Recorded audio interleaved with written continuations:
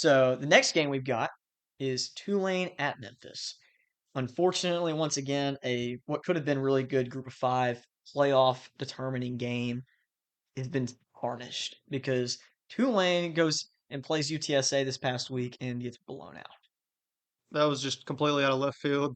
Did not Yeah, see that coming. I mentioned that we were talking about it. It was not on the podcast last week, but we talked about it when we were looking over games this week, and I just didn't feel great about it, to be honest with you. It felt like a real letdown game for them. I didn't pick it or anything. I didn't bet on it, but it just looked weird. And sure enough, they get curb stomped by UTSA, and they now have two losses.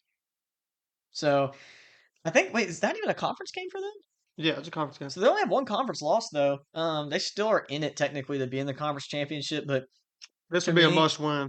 a two-loss Tulane team out of the conference championship, I don't know if they should make the playoffs at that point. I mean, if James Madison were to go 12-1, they would definitely Or be San above an Diego 11 and State 2 out of Tulane the or Mountain San Diego West, State, who's now 7-1. one of the best total defenses in the country. I don't like this game for Tulane at Memphis. I think that Memphis is going to come away with a solid offensive performance behind a hopefully healthy Brennan Lewis. I think that this game entirely depends on their offensive output. Defensively, they're hit or miss, but Tulane, their defense is terrible. I think Brendan Lewis, on top of a really solid offensive outing, carries them to a 41-27 win.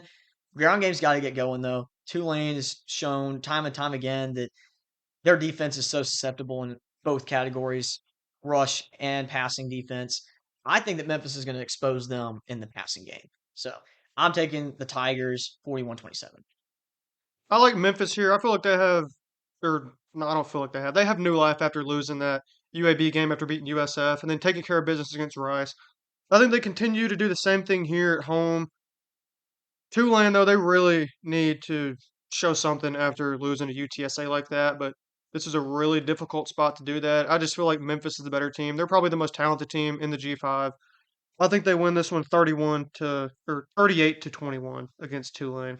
Yeah, and I don't hate Tulane this season. I think they're a better G5 team. I just don't think they deserve to make the playoff. That's really all I'm saying.